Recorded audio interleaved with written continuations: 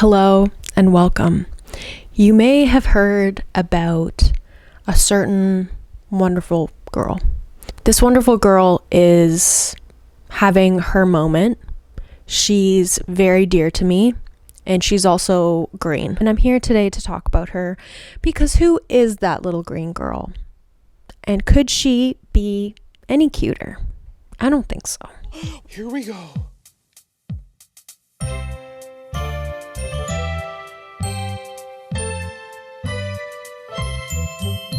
The little green girl herself is Mona of the children's show Nanalan from the early 2000s, which has been making a resurgence lately. I don't know if you've seen. There's a misnomer that her name is Nanalan when in fact her name is actually Mona. We're not sure of her last name.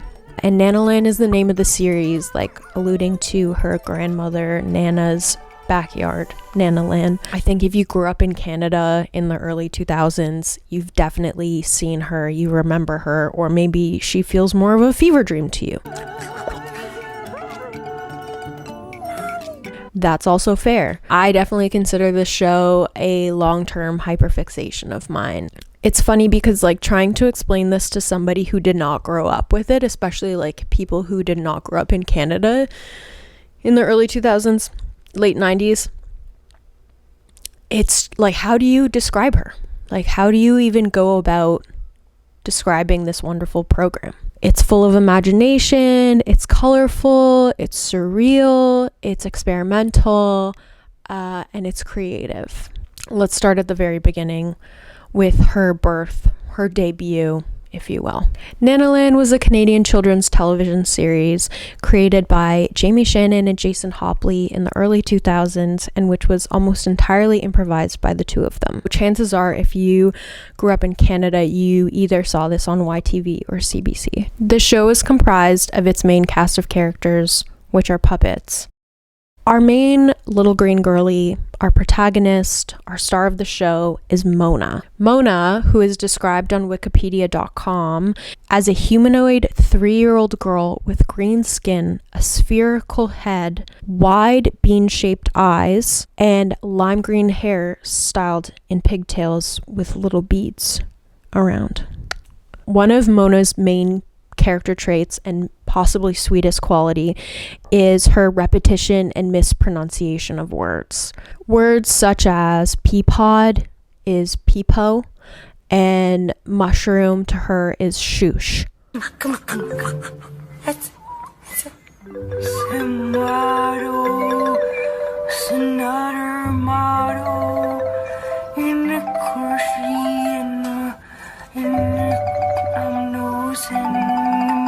Mona's dear grandma is Nana B, who she spends every weekday with when Mona's mom is at work. Girl boss.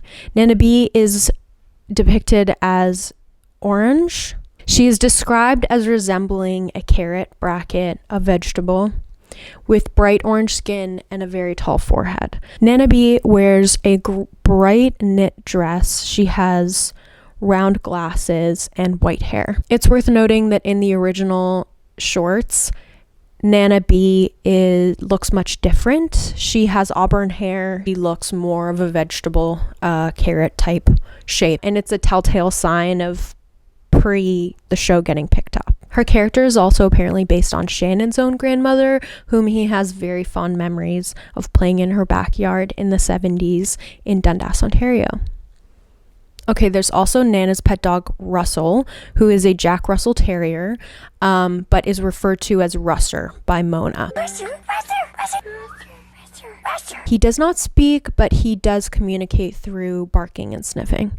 Russer is a bit of a trickster, a little bit of a instigator in some ways, but also very close to Mona.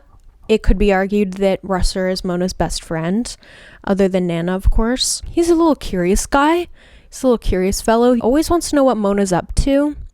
He likes being near her. Many of Russell and Mona's adventures throughout the series are spent together.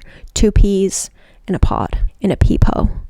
One of my favorite moments between Russer and Mona is the episode that Mona gets really sick. Nana has to take Mona in to lay in her bed. Russer's outside and he very quickly realizes he's going to have to fake being sick and coughing in order for Nana to bring him in so he can come spend time with Mona. Okay, last but not least, there's my personal favorite character, Mr. Wuka. Mr. Wuka is Nana's immediate next door neighbor who often pops by, puts on these elaborate, incredible puppet shows for Mona and Nana and Russer.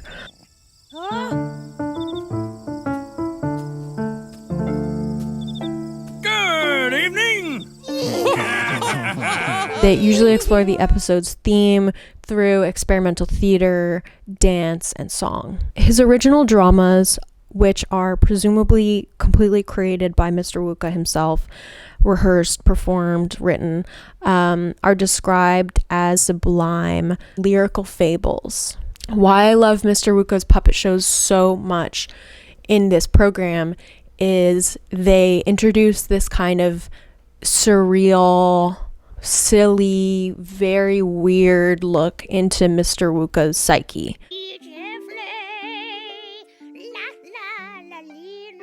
It's also quite obvious that Mr. Wuka is Nana's love interest. And big push! Whoa! Here we go again! This is never explicitly confirmed in the series, but to the average viewer is quite obvious. Each episode of Nanalan spans about 21 minutes. Most often, Nana performs an original song, usually on the piano, that encapsulates the episode's overall theme or life lesson. Themes explored in these original songs by Nana make for extremely catchy, memorable, relatable, and shareable content, which we'll get to later. Here are some fun facts and accolades of Nanalan. The show was actually filmed in an old munitions factory in Liberty Village in Toronto.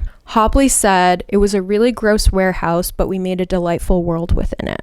The creators Hopley and Shannon actually met in grade 6 in a theater class in Toronto, and then years later attended York University for its first semester and then dropped out. They immediately volunteered at YTV's children's channel, which then hired them a month later full-time. YTV is the children's channel that later released Nanaland, broadcast Nanaland, along with CBC, and in the States, Nickelodeon and PBS. This is not the first time this series has had a resurgence. In the 2010s, it really had its own moment on Tumblr and Reddit. In 2004, the series was nominated for 3 Gemini Awards, the following being Best Performance in Preschool Program, Best Writing in a Children's or Youth Program or Series, and Best Preschool Program or Series. Nanalan won Best Writing and Best Performance, and the award is shared by all the puppeteers. Okay, why has Nanalan stuck with us in this way? Or rather, why is it striking such a chord within all of us? I wanted to make this video because not only can I not get this fever dream of a childhood memory out of my system, I also wanted to really talk about its relatability, its sweetness, its value, and its creativity. The universal themes explored in Nana's original songs have made for super relatable and shareable content, which I think has to do with the series' resurgence and its memeability. Because this series' themes and stories take place in a safe, loving environment, it allows for the viewer to explore these themes in a safe way, but also to address things that are harder to deal with. Some key episodes that I think do this beautifully and have really stuck with me through the years is the rainy day episode. The description of this episode is, "It's raining today, so Mona and Russell have to stay inside. They watch a great video, play with Play-Doh, and dance around the living room to Nana's old records until the sun comes out again." Another episode is entitled Love. The theme is all about love. Mona loves Russell, Russell loves Nana, Nana loves Mona, and everybody loves Mr. Wuka. So true. And then another one of my favorites is Purple Monster, which is number 210 in the series. Mona learns about overcoming fear. You've probably seen this one. It's the one where Mona has this beautiful crocheted like purple dinosaur costume on. And Nana's singing this song about how strong and powerful she is.